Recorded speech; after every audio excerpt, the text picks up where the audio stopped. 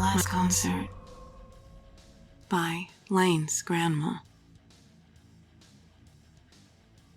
The 70s live music scene was wild. My friends and I managed to see so many live performances because of general admission. It meant standing or sitting in the aisles between seats, so we didn't get in until everyone else got seated. It was also cheap. We loved it. We called ourselves gin adders. I got general admission to see a band loved around the world. The closest place on their tour was Ferretti's Mountain View in the U.S. It was only a 4-hour drive in a city I'd never visited. None of my friends could get the time off work to go with me, but I knew I'd meet people once I got there. The ticket said doors open at 7 p.m. The ticket seller said doors usually open at 3 o'clock. On the morning of the show, I joined a few dozen early arrival gin adders at the side of the mountain view. A few thousand came in after us, blocking us in as usual. I passed the time with Sly from Minnesota.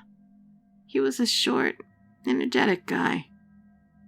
Despite his height, he was hard to miss. His bright red jacket was unique. The band's name was on the sleeves and the back. This was his 3rd time seeing the band on this tour alone. I knew quite a bit about them, but this dude's knowledge was legendary. Doors did not open at 3 o'clock. The crowd behind us randomly chanted, "Let us in," and "Can't stop us." There might have been other chants. Those are the 2 I remembered in detail. Still, like Sly whispered, the ticket said 7 p.m., so we'd all agreed to that when we bought them. By 6 o'clock, I really felt the cold. I'd been up for 12 hours. Maybe fatigue made me more susceptible to the weather, or maybe it was adrenaline. Sly sniffed and said he hoped staff would open the doors soon. He looked cold, and I knew he hadn't eaten for hours. I offered him 2 chocolate bars, and he gave me a smoke. I lit it up with the first lighter I found in my pocket. It was in a leather holder and strap that went around your hand, so it was hard to lose the lighter. Sly called it the Never Lose Me lighter and said he loved it. I knew I could get another one, so I offered it to him. We both laughed when he said he'd keep it for life. At 7:05, we hadn't heard anything about getting in.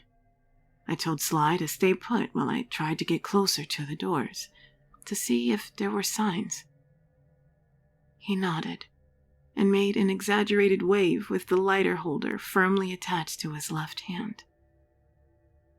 That stuck out in my memory. It was when I realized he was left-handed. That's what we called left dominant back then. I got 2 steps away from him, closer to the doors, when I heard a few bars of music. Either the band was warming up or the gig was starting. The doors for gin adders were still closed, no signs visible. I was turning around to go back to Sly when I heard a low rumble. By the time I was able to turn all the way around, I realized the rumble wasn't coming from the Mountain View's music system. It was the wall of people running towards me. Now, I'd spent the previous 2 summers spelunking, potholing, caving, exploring cave systems. I'd never feared being trapped or being closed in a small space. Caves are logical and unemotional. They rarely close in on people who respect them. At the risk of stating the obvious, people are nothing like caves. The human battering rams running at me showed no respect. They were running over people already on the ground and pushing over anyone who wasn't moving faster than them. I looked for Sly. He was 2 steps from me, both arms raised. He nodded when the guy behind him punched the back of his head. He fell, arms still raised. His left hand landed inches from my feet. My best guess is he was unconscious or dead before he hit the ground. At least, that's my hope.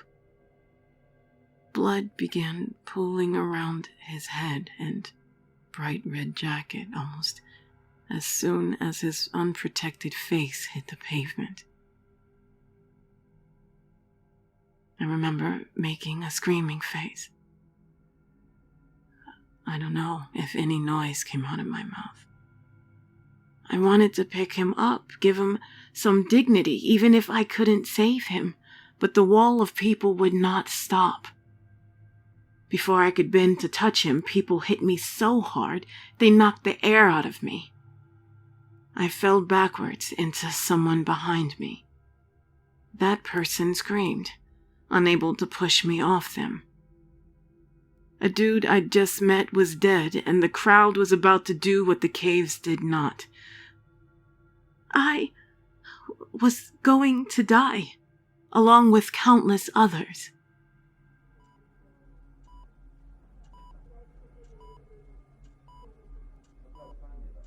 I woke in hospital the next day. My injuries, including a broken left arm, broken left foot, and dislocated ribs, were not serious, and I was released that afternoon. Dad and Kyle, my oldest brother, met me at discharge.